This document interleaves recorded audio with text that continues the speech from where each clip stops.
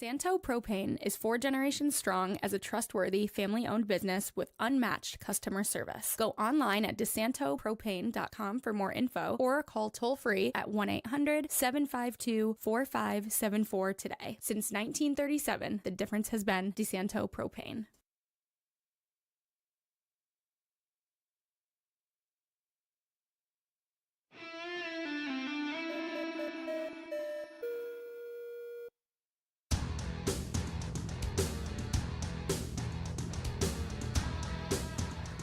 Good afternoon and welcome to Against the Boards. I'm your host, Chamberlain Bauder. Thanks to Paul Russo for producing. And as we get into this week, it's playoff time, baby. And both of these Rochester teams are ready to go. It's a full weekend for Rochester fans of anything that would normally take place inside Blue Cross Arena, with the Amerks hosting the Syracuse Crunch on Friday and Sunday, a 7:05 and a 3:05 start respectively. And then the Hawks taking to some after dark action on the west coast of Canada on Saturday with a 10:30 start for the number 4 Vancouver Warriors hosting the number 5 Rochester Knighthawks. Now, we are going to start with Amerks, but before we do that, this is my happy dance. I'm doing a little happy dance because I predicted exactly who the 8 teams would be in the NLL. No movement after last weekend, and that included an upset win for Georgia over the Buffalo Bandits in the last week of the season. Not going to lie, super proud of myself for that one. I hope you take that as my opinion sometimes can be right. The other part of that also, and maybe the more exciting part, finally, the Knighthawks lost when I predicted them to lose. So now going into the playoffs, we don't have to play this stupid game anymore. I can just make normal predictions. With that said, my prediction was also 1 goal off. I said it would be Toronto 12-10. It ended up being Toronto 11-10 in that game. So, yeah, I'm not going to lie. I'm feeling pretty good about myself with where the predictions sat from last week. And now, with that said, everything's out the window when we're in the playoffs, and I have zero confidence in any of the predictions that I'm going to make here now. So I guess without further ado, we'll just kind of roll right into it. The Amerks, of course, being the first ones that we'll talk about. So Tuesday was the big media availability day. They had about 5 different players do press conferences, of course, Coach Leone. But then for me, I went into practice yesterday and got one-on-ones with Coach Leone, Mason Jobst, and Isak Rosen. So I could just kind of get that, with my questions, some of them being a little similar to the questions that were asked on Tuesday, but for the most part, trying to branch off of those and follow up and add on to it. So without further ado, we'll head to the interview with Coach Leone now, which is ultimately an exclusive interview. You're not going to find this video anywhere else other than right here. All right, Coach. My first question for you, just for a casual hockey fan, how would you describe, after talking about it yesterday, Amerks hockey? I think, there's a couple of things we want to play smart, fast, and hard. And I think when we're playing relentless and we're pressuring the puck, and everybody's committed to play as a 5-man unit, and I think that's the hockey side of it. And then we talk a lot about compete and work ethic and being a selfless team. So I think if you can categorize those things, I think those, I always view it as, if someone watched us play, what would they say? And I've had this for a while, smart, fast, and hard, and I think that's the guys have bought into it, and I think that's how our team plays and what our identity is. Yeah, you guys got a lot of reinforcements, obviously, for this chance now. What is the key? I mean, if all of those guys have been Amerks at different point to understand that philosophy and that mindset, what is the key of unifying during this week? Yeah, no, it's a good question. I think it's, I think with that being said, you get everybody, okay, we get these guys down, we should be really good, but there's also, we will be, but there's also a different component of, line combinations and what guys fit with certain guys. We like to play guys with pairs. you know, I think everybody talks about like the guys we got down. There's also going to be really important pieces to our team that have been here all year that are going to come out of lineup. So I think a lot that goes into it. And at the end of the day, you're going to need everyone, even the guys that don't play. Like you need, like those guys are just as important as the Kuliks and the Oslands and like it's great that we have those guys, but at the end of the day, it's the best team that wins, and it's not if you have the best players. It's about everybody committed to buying into the team concept of it. So I think that's sometimes gets lost. Everybody sees a paper transaction of, okay, it's great we got all these guys back and we're really happy, but at the same time, it's about the team and figuring out what combination of guys gives us the best chance to win game one. And then those guys who aren't in the lineup, they got to be just as bought in as the guys playing. Speaking of that, a lot of people talk about centers and where they go. I personally looked at the lineup and the scratches out on Friday last week, and I thought, what defenseman gets pulled out of this lineup? Obviously, someone. Yeah, it's tough. We haven't made a decision. We'll probably go 6 for sure. A lot of it is going to depend on, you know, special teams is really important. Who we feel with the forward group we have, you're probably going to see 8 forwards and 2 defensemen, and what 2D give us the best chance to execute on the power play. But on the other side of things is the penalty kill. Like who have been our pairs not all year, but have, you know, getting back the numbers of, we've been a really good penalty kill team all year. Okay, what 4 guys have given us the best chance? And also goes into the forward lineup of, you know, we finished the season 3rd in penalty kill, and we've been consistent with our pairs. So I think a lot goes into like what we're going to do on special teams as well. So there's tough decisions we have to make. We'll probably go 12 and 6 for sure. But then tough decisions have to be made.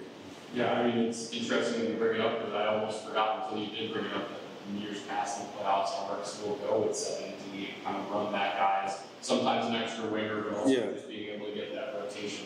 When you look at now back to these forwards, you know, everyone's talking about Erie and the impact that he can have on this team for himself.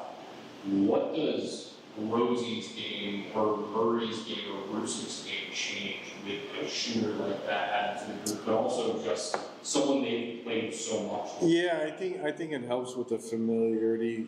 Cooley feels comfortable. Like there's, you know, depending on what we're going to do with the lines, but anytime you get a shooter with a guy like Roos who could pass the puck, there was times we were missing that probably in the middle with whoever was playing with Roos. Not that our guys couldn't score, but you have a pure shooter, goal scorer on your team. So I think it's finding like the lineup or the line combinations that complement each other, each player. Like I think someone, you know, when I think of line combinations, you got, you know, someone who could drive the line. Someone's going to have to go, you know, forecheck, get to the net front, and then you have guys that could work off each other. So I like to play guys in pairs.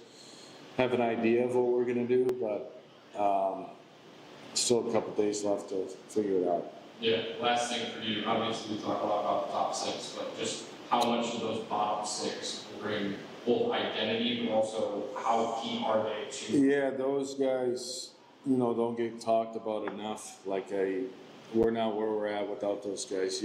If you look at our 4th line, you know, this season that was consistent, like Wardog, Slags, and Dunner. Like I don't know any other 4th line in the league that has 35, close to 40 goals scored as a line.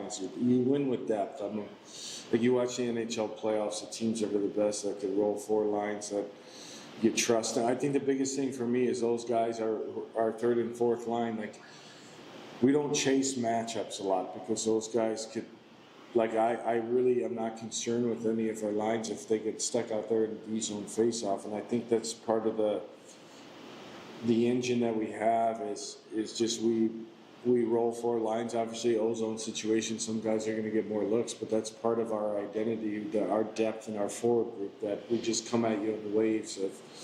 And those guys have been amazing. They've given us everything they've had, especially for myself being a first-year coach. How those guys have handled this situation. Sometimes they're out. Either Schultz was out 14 games in a row. He ended up having a career year. Yeah, you don't win without those guys, and those guys are going to be a huge part if we want to play into June. Those guys are going to have to be a big part of it. There was Coach Leo before this weekend against the Syracuse Crunch. He talked about a lot of things right in there, and he had talked about a lot of them on Tuesday before, but I just had some certain clarity aspects that I wanted. And I hope for any of the casual hockey fans that were watching, they feel a little bit more that they understand how the Amerks play hockey. Now, with that said, a couple things to talk about from that, and the first being the center room, which is going to see no doubt a lot of changes. Obviously, over last weekend, Anton Wahlberg was lined up at center. He was on the second line at center. They had Josh Dunn out there at center. Consta Helenius was lined up at center. And on that top line, Mason Jobst was out there. So, I mean, you look through those four centers specifically, and I only think one of them is going to end up playing center, and it'll probably be Josh Dunn. You've got Yuri Kulik coming back to this unit, Noah Oslin coming back to this unit, and then ultimately on that fourth line, which I think will wind up, based on how Leo talked about it, being that Slager, Warren, and Dunn line. That's your fourth. Jobst, no doubt, goes out to a wing, so ultimately now it's just a question of maybe who that third center will wind up being, but you've got guys like Tyson Kozak, you've got guys like Anton Wahlberg, Consta Helenius, a whole slew of players that can play in that position, but there's also other pluses to that situation, which we'll get to in a second after talking with Amerks captain Mason Jobst. But before that, the other area where for me on Friday last week going into that Toronto game, I looked through the scratches, and honestly, in that game, Ethan Proud goes down. It was a topic of conversation slightly. I saw that as a benefit overall to the Amerks situation, because Ethan Proud wasn't going to get any playing time in the playoffs anyways, and if he was, it was clearly going to be forced. He has, in my opinion, been the clear easiest scratch of Amerks defenders throughout the season. Just it feels like every time that I was there that he was in the lineup, there would be a goal that was clearly due to the way that he was playing. But with that said, ultimately, there's still 7 defenders that are on this squad right now, and someone is going to have to get scratched. Who will that be? Obviously, we hear from Coach right there that he doesn't know yet at the end of the day, but if I had to take a wild guess for Friday, I think, unfortunately, and I say this because ultimately when it comes to Amerks fans and players that do the absolute most around Rochester, this guy is definitely the one. But I think it's going to be Zach Metza that ultimately ends up being that healthy scratch for this squad, at least on Friday. Now, obviously, everything comes in pairs for this Amerks squad, and on the defensive end, it even more so does. But at the end of the day, when you've got Cale Clegg, Ryan Johnson, Sidolov Komarov, Nikita Novikov, Jack Rathbone, and then Eric Brandstrom, there's 6 guys right there that I think ultimately the way this season has gone, all are going to end up getting minutes over a guy like Zach Metza. This is ultimately a situation where his size really hinders him, but the conversation will be there of, is his leadership something that you can't necessarily lose? Obviously, maybe one of those guys in that party of an eventual Amerks captain. The question is really that. Is his leadership more important on the ice than the abilities of these other 6 defensemen that are over him in the lineup? Now, back to that center conversation. Obviously, one of the main spots, Coach already said Jobst moves out to a wing, but We had the opportunity to sit down with the Amerks captain yesterday and talk about a slew of things. Obviously, he's a guy that's been here through this Amerks playoff drive over the last couple of years with Apps and now turned over to Leo. But he also is someone that completely understands the way playoff hockey goes. So ultimately a great guy to sit down with. And without further ado, we'll send it over to Mason Jobst. So obviously it's Syracuse. For you, when you get it, it feels like though ultimately there's a decent number of guys on the squad that don't have the in-your-face experience that was last year's playoffs against this team. Just what is the message about how Syracuse, yes, you played them so many times in the regular season, but playoff hockey is just different? Yeah. I think there's enough leadership in guys that have been in these situations to help show the young guys what it's going to take. But honestly, the regular season's just as much of a battle at times. They're a hard team to play against. They compete. They play within their structure very well. So I don't think it's going to be too much of a surprise. I assume everyone's adrenaline will be rushing and the speed and pace will be a little bit higher. But as a leadership group, we'll do our best to get them prepared. But I expect them to kind of already know what it's going to be like. Right. Coach talked about the keys of this team, fast, aggressive, direct. I mean, we look at a matchup like this, and people usually will think about the Brett Murrays, the Josh Guns, the Wahlbergs of the world. But what is the key for a guy with maybe your physical skill set against a bigger, more physical matchup to play Amerks hockey? Yeah, I think our identity all year has been our pace of play and our speed. We do have a few big guys, obviously, but a lot of our high-end skill is, kind of just not overly big and talented in other ways. Obviously, playoffs is a different beast, and everyone plays a little bit more physical. But for me, I'm just going to continue to try to build off the regular season, build off what I've learned the last few years playing in these matchups and these series, and not change too much. We got here for a reason. We're a good team. We don't want to stray too far away just because it's playoffs. Yeah. For you, you've been on this playoff journey, it feels like, with the Amerks over the last couple of years. Just, can you explain the difference between maybe getting to the playoffs and being excited that you're in the playoffs versus this year? It feels a little bit more like everyone just doesn't want to stop playing, and it feels a little different. Yeah. I think in past years, we were like, the last 3 games were so vital to making the playoffs alone. So there was like that adrenaline of like, okay, we're in, like we got in, and you kind of carry that with you for a little bit. Where this year's message, we gave ourselves a pretty good cushion. We're fighting for first place all the way until the last few games there. So the message is a little bit different, of more about just like continuing to play the right way, continuing with the habits that got us into this place, because you can't really get to playoffs and just flip a switch and turn it on. You gotta be going in, playing the right style, and I think we did a pretty good job with that. But I would say that's the biggest difference. Last thing for you, yesterday we just talked about you have so many centers now with everyone getting sent down. For you, when you go out to the ring, I guess it being playoffs might be different, might be not. Can you just talk about that change for you? Yeah, it is. It's a bit of a change for sure. I'm sure I'll still pop in there and take some face-offs, which is something that obviously I take a lot of pride in, and I like to think it's one of my better skills. But I've played wing to start the year as well. I think that when you're playing on a line with so many centers, it makes it a little bit easier at times, because first guy back in the zone can just go low, and you're comfortable with them playing that position because that's kind of their natural position, which usually is a little bit more responsibility, obviously playing low in the D zone. So I think that's a positive that you can take from it. Other than that, I don't think too much changes. It's really, we're all kind of interchangeable parts. Obviously the O zone doesn't change too much. So it's mentally just my assignment, obviously a little bit different at times, but not too much. So, I mean, one of the things I talked to Leo about a while ago, I think, was that the key is you guys on defense don't necessarily care who that defender is. Yeah.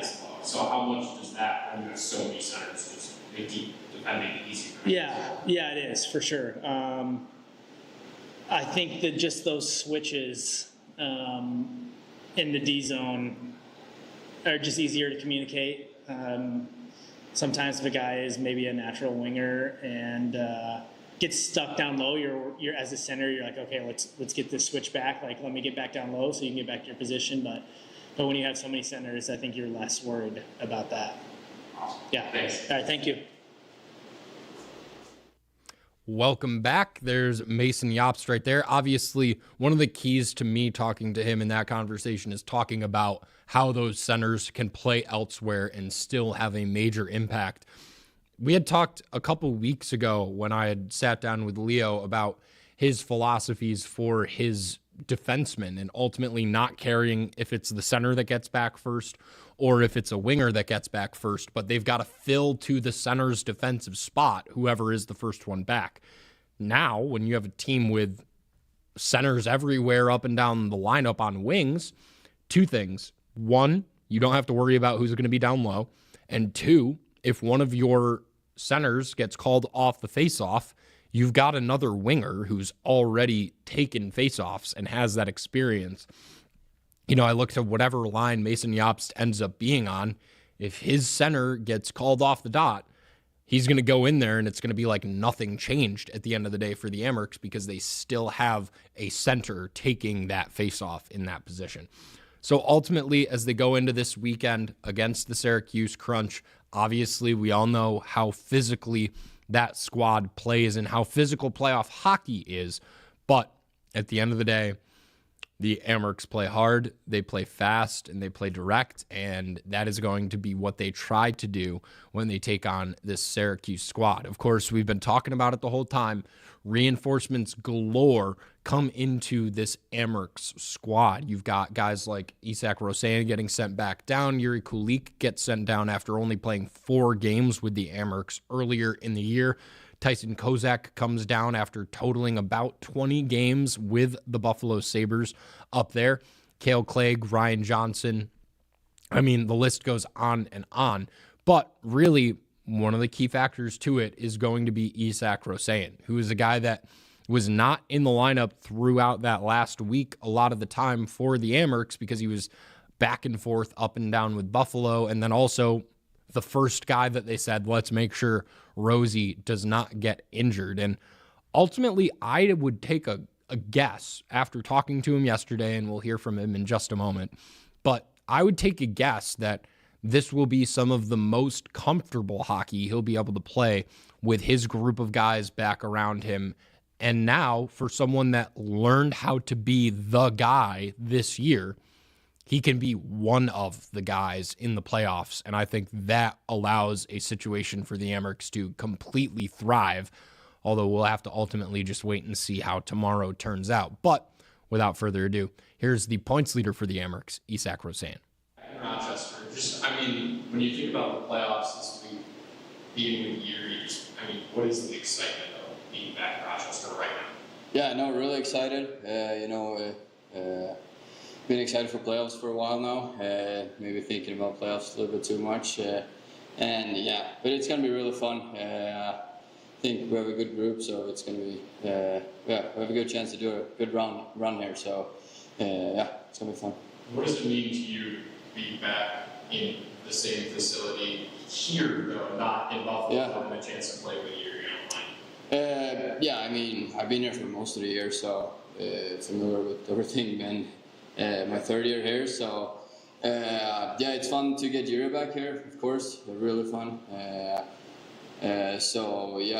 Just really excited for playoffs, and especially when you put on that Rochester jersey too, it's exciting, so it's going to be fun. Yeah, when you look at the matchup that you guys have, obviously you had that taste from last year, just how much more is there? Obviously it's playoff hockey, but it being Syracuse for this first round. It's been Syracuse every year I've been there, so the first round, and you play them probably 20 times a year or something like that, so you know how they play, and they know how we play. So it's going to be a war out there, and fun games for sure. Yeah, definitely. I mean, you look at the way that this team is built, obviously, through speed and direct, that just effort is, that feels like is the name of the Amerks hockey.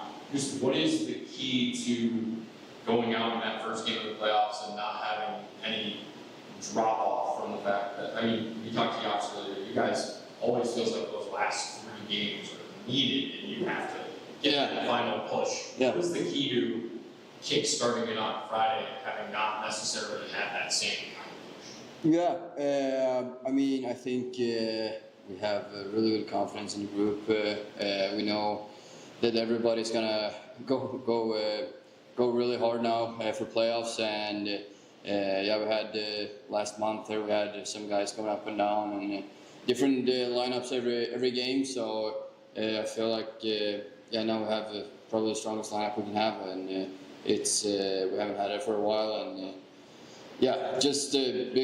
we have so much confidence for each other in there that the guy next to you is going to work their ass off every game. So it's Does this year feel different right now at this time than it did in years past? I mean, the only thing is probably we were already clinched before. I feel we had good groups every year I've been here, and we had a good run my first year to the conference final, and not that different to be honest. It's same core guys, I would say. So it's it's I mean, every group is different, of course, and I feel it's hard to say now, but I think we have a really good group in there. It feels like maybe years past, because of that end push, it felt like you guys were sometimes just kind of happy to be in the playoffs versus yesterday. I feel like we had everybody talk about for sure keys to playing hockey. Yeah. Just does it feel like there's a bit more of a focus that you guys can get out of the here? Yeah, I mean, that's probably one of the biggest difference. We have maybe some more expectation on us this year too. The last years we just made it into the playoffs, and then even though we had a really good team, our division is always really comes down to the last games every year, and all teams are really good in our division. So even though we clinched maybe before and maybe more expectation, it's still a really good team we're going to play, and we know that how hard it is in our division. So it's going to be really tough games, and but we're ready for it, and it's going to be really fun. Yeah, thank you. Rosie is no doubt going to be a key factor for the Amerks as they head into this playoff stretch. And another key factor to that, of course, is going to be the goaltending of Devin Levi. New bucket for Levi in the playoffs. He wore it on Friday. You can see Moose right there on the side of his helmet. He only wore it for the first period. He had literally gotten it that day. And after the first period, came to a realization that he probably needed a couple practices in it before he was wearing it for a game. But the other side of it, pretty gorgeous as well. At the end of the day, to have an Amerks player in an Amerks helmet, an Amerks goalie in an Amerks designed helmet at this stage of the game is just kind of one of those awesome factors in my mind, as being more of an Amerks fan than I am a Sabres fan. Obviously, all these goalies are in Rochester and they're hoping to get up to Buffalo. But at the end of the day, when you see a guy really fully embrace the Rochester vibes, the way that Levi has this season and the way that he is right now with that helmet, it's just so awesome to see. Not to mention, that thing is freaking gorgeous. I mean, it is an awesome bucket. Absolutely zero doubt about that. But like I said, he is going to be a key factor. Isak Rosen is going to be a key factor. And these Amerks look more determined to play through until June than I have ever seen them. And for reference, I was there for literally every single one of these playoff runs since COVID. So take that for what you will, but this team just looks and feels completely different than it has at any other point that they've looked at the first round of the playoffs. Now, let's move to another team that also looks completely different going into the first round of the playoffs this week. For the third year in a row, the Rochester Knighthawks make the playoffs. However, it just feels entirely different this year. Now, given we're saying that now and everything could completely turn up in favor of Vancouver on Saturday, and it could be a 6-0 first quarter, and we're talking like it's the Buffalo game 2 years ago when they got 20 burgered, or that slow start from last year against the Toronto Rock. But at the end of the day, this just feels like, even though those 2 games are the only playoff experience that Rochester has, they played 3 strong quarters in that Toronto game and ultimately were just in a hole they couldn't dig out of. And now they are the playoff experienced squad that is in this situation. Was able to have media availability this morning with Mike Hasen, Connor Fields, and Dan Coates. And while talking to Coates, one of the big things that he brought up was that this defensive group is different than it was in years past. And yes, Coatsy is the leader of that squad, but at the end of the day, he's got guys like Ian Lord, Chad Tutton, Josh Medeiros, all new guys that have come in that have won elsewhere, do have playoff experience, and they're making his job way easier because in years past, he's been that on-field coach, but they're also just bringing that stability to that back end, not just in physical play, but in mentality and how that unit can play as a whole. And it's been really key for them through the regular season, and now we'll see how it affects this team come playoff time. Ultimately, of course, Coates is going to be a key on that defensive end, but we all know who the defensive MVP of the Rochester Knighthawks was, as voted on by the team at the end of the regular season last week. But also, just let's be honest, he only played in 7 games, and he was a direct factor in the Knighthawks turning things around and cooking down the stretch. He came in week 11, and Rylan Hartley absolutely lit the lamp all but one time that he took to the turf in the regular season for the Knighthawks. He is the Dominic Hasek of the NLL. I will stick to that till the day I die or till the day that he stops moving like an absolute freak inside of the crease. But ultimately, absolutely showed up for this squad, and he is going to be a key factor on Saturday in this game against Vancouver, just for the goalie matchup, if nothing else. I mean, seeing Christian Del Bianco and Rylan Hartley, who are ultimately on 2 different reasons, 2 goalies that are seemingly in the exact same situation. Both came in over halfway through the season. Both came into teams that were below 500 and completely turned their squad around from the back end forward, given Christian Del Bianco was on the holdout list and didn't want to play in Calgary and wanted to live his life. And meanwhile, Rylan Hartley was recovering from an injury.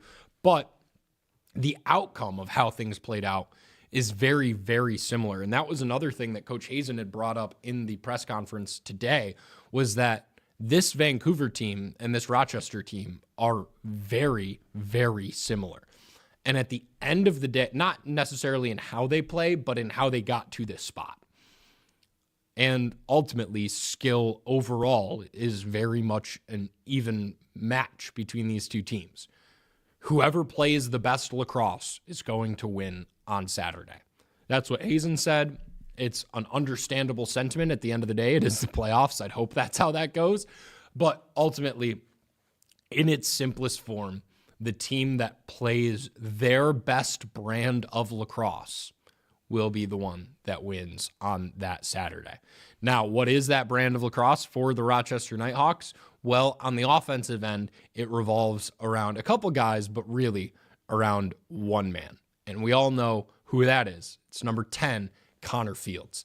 He is by far the leading scorer for the Knighthawks. He's also by far probably the most well-known offensive player of the Rochester Knighthawks. He ended the season 3rd in the NLL in points with 123. He also ended the season as the highest loose balls recovered by a forward on the year. Now, given Zach Currier, kind of a little bit of a forward for San Diego, but I would not consider career to be in that same conversation as just an offensive player. But when we look through it, Connor Fields was the 9th most loose balls in the entire National Lacrosse League at 148. The next forward to make this list is Dane Smith at 23 with 116. So not close in the recreating possessions for the Knighthawks. And that's kind of what it leads me to. That is the key identity of this squad, is that they shoot a lot, and when they miss, they get their own board and they shoot again. And at the end of the day, if you're going to go up against the best goalie in the world, it's true. Christian Del Bianco is the best goalie in the world.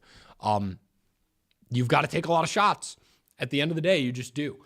And so, 3 times against Calgary, this Rochester team has played against Christian Del Bianco. They beat him all 3 of those times with an average of 14 goals per game. But at the end of the day, I don't know if 14 is enough for this Vancouver squad when you look at the sheer number of shots that they are going to have to take. You got to get them on target too. Of course, earlier in the season, the post was a struggle for the Knighthawks. You don't want that to come back to bite them here. But at the end of the day, you just got to get shots up. And a key factor to that will be Connor Fields. Another key factor to that will be the man slinging the pill to those shooters, and that man is Ryan Lanchbury. Now, Lanchbury, a little bit quieter of a season at the end of the day, but all in all, in the points category, he ends the season 5th in the league with the third most assists of any player in the National Lacrosse League, just behind Dane Smith and Josh Byrne with 89, which is a single season franchise record for the new era Rochester Knighthawks. And I believe actually the old era Knighthawks as well, that's a new record for. But what that leads me to is the interesting case of this offense for the Knighthawks. They are officially, according to the stats, the only team on the similar level to the Buffalo Bandits when it comes to point production. Dane Smith and Josh Byrne end 1-2 in the NLL in points, but 3-5 is Connor Fields and Ryan Lanchbury. And when we look through this stack of, the top 15 players or so in the National Lacrosse League, when it comes to duos, nobody is sniffing Josh Byrne and Dane Smith and Connor Fields and Ryan Lanchbury. The closest thing is Joe Resetaritz and Mitch Jones, and they didn't make the playoffs. Newsflash. So at the end of the day, it's kind of irrelevant how many points they put up combined on that spot.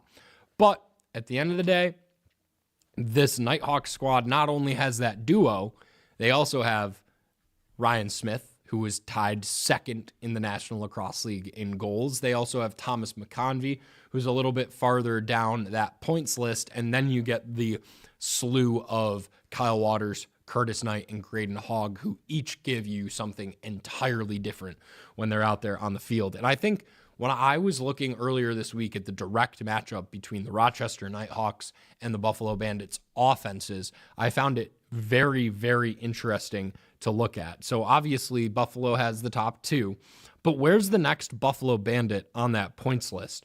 It's Kyle Buchanan and Ian McKay, who are both just over 50 points on the season. 55 for Kyle Buchanan, 54 for Ian McKay. Ryan Smith almost had that many goals on the season, and he's the 3rd leading point scorer for the Rochester Knighthawks. So if Buffalo goes 1-2, 48, 50 in their ranking of their top 4 scorers, the Knighthawks go 3, 5, 19, 25. They have 4 players in the top 25 in the National Lacrosse League in points on the season. That is just a completely absurdly high-flying offense at the end of the day. And I ultimately don't have really any other way to kind of shake it. At the end of the day, they lit the lamp, and they've got 4 guys who, I felt like while working for the Bandits last year, I constantly talked about how I don't know if another team could put a better 4-on-4 offense out on the field. The Knighthawks can. Now, that 4, I will take any day against literally any team in the National Lacrosse League. I'd actually bet that in a 4-on-4 set against the Bandits, if you played 15 minutes of 4-on-4, that offense would score more against Matt Vince than the Buffalo offense would score against Rylan Hartley. I simply do feel that way. So, with that said, now going into a game against, like we said, the best goalie in the world in Christian Del Bianco, they're just going to have to play like it. And it goes back to what we said as we started this conversation, which is at the end of the day, the team that plays the best version of their brand of lacrosse will come out with the win. And if the Knighthawks do that and they play their brand of lacrosse, I think there's very few people that can stop them. Same thing can be said, though, for Christian Del Bianco. If he gets hot, who's going to stop him? Ultimately, I don't think we'll know until about midnight on Sunday morning, ultimately, for us here on the East Coast. But now, of course, that leads us to the last area to talk about on the field for the Rochester Knighthawks, and that is the face-off dot, which has been improving as the year has gone on with newcomer Mike Sisselberger joining the squad. And I won't lie, I also kind of just wanted an excuse to throw this shot in here because ultimately I feel like this encapsulates Sisselberger a little bit. Sorry about that. This encapsulates Sisselberger a little bit in the sense that you see in the shot, he is taking more and more time that he's still on the field as each game goes on because he's learning the box game every single week. He can actually play that slight defensive effort. If he loses a clamp, he's not completely useless. He understands how to ride against his face-off specialist. And ultimately, things have just gotten better, and it's going to need to be good because he is going up against a true face-off specialist this week. Now, given Alex Stathakis is a rookie, and he's coming straight out of Denver for this season. He played for the Water Dogs over the summer at the end of their season last year. So ultimately, Sis has that leg up when it comes to, the PLL matchup that he might have already been able to play. But at the end of the day, not something that you can look over rookie face-off specialists in the NLL. This has kind of been the year of rookie face-off specialists, or at least it feels like it. I mean, Sis is one. Alex Stathakis is one. Jake Naso for Saskatchewan is one. You can't overlook those fresh guys, and honestly, you can't overlook the true rookies that are straight out of college because there's something to be said for playing collegiate competition and then coming into the NLL, given everybody is stronger, bigger, faster. But at the end of the day, college lacrosse is a competitive landscape, and things change when you go inside. And the other thing, too, is he had a lot more restrictions when he was on the field. Alex Stathakis, that is.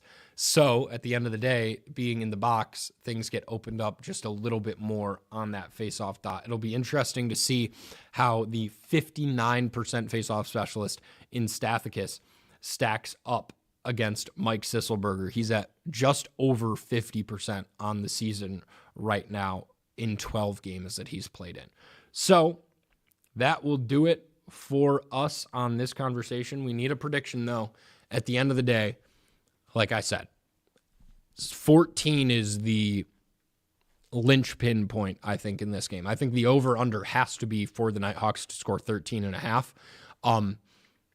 If they're under that, they lose this game, in my mind. So prediction-wise, though, I think this is a game that if they can start scoring, Vancouver might not be able to keep up with the Knighthawks scoring. Keegan Ball is great. Adam Charlambides is great. And Keegan Ball is in his hot streak right now, but feeders are the thing that the Knighthawks can stop most often. And so if they can cut off Keegan Ball. If they can cut off Keegan Ball's ability to feed the ball into the middle, then at the end of the day, they can slow down this Vancouver squad. And ultimately, I've been on these 1-2 goal game predictions. I don't see this game being a 1 or 2 goal game either way. No matter who wins it, I don't think that it's going to be won by one goal. I think it'll probably be won by the end of the third quarter by somebody, and someone's going to have to put on a comeback in the fourth, and they'll likely not be able to pull it off because they're just going to run out of time. So for my prediction for this one, I will say 15-11 Knighthawks as my prediction for this one. Like I said, I think that over-under for win or lose is right at 13.5. I don't think if the Knighthawks cannot score 14 goals in this game, then ultimately, I mean, that is a high number. I don't want to say they don't deserve to win the game if they can't score that many, but I do think that their brand of lacrosse caters to more goals being on the board.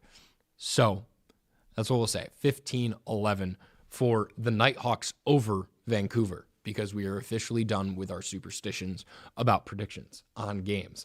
Now, the Rochester Americans playing in this set against Syracuse in this best of 5. How many games will we go? Oh, I don't want to say it, but it's got Amerks written all over it that against the Syracuse Crunch, they're going to go 5. But I really don't feel like, we've been saying this Amerks squad is different, and they are. But I think Syracuse is the test of tests. I mean, it's not the test of tests. The test of tests is Laval, and then it'll be Hershey, and then whatever. But at the end of the day, Syracuse is not a slouch opponent that they're going to have to go up against. I'll say Amerks in 4. I think at the end of the day, there's a chance, even at home, that Syracuse steals one from Rochester. And at the end of the day, when they go on the road, I don't think there's too much of a home ice advantage for Syracuse. I think Amerks in 4 against the Syracuse Crunch. That's where we'll go. Of course, we'll have an update for you next week when we're halfway through that one and when we're through this Knighthawks game. Of course, the Hawks hunting for that chance to play a home playoff game at Blue Cross Arena, which would be the first time in new era franchise history. If they pull out that win, they go to a best of 3 series, and that second game will, no matter what, be at the home of the lower seeded team. So ultimately that chance, but they can't overlook Vancouver in that first round. That's going to do it for us here today on Against the Boards. I've been Chamberlain Bauder. Thanks to my producer, Paul Russo. Big weekend of playoffs. We'll see you next week.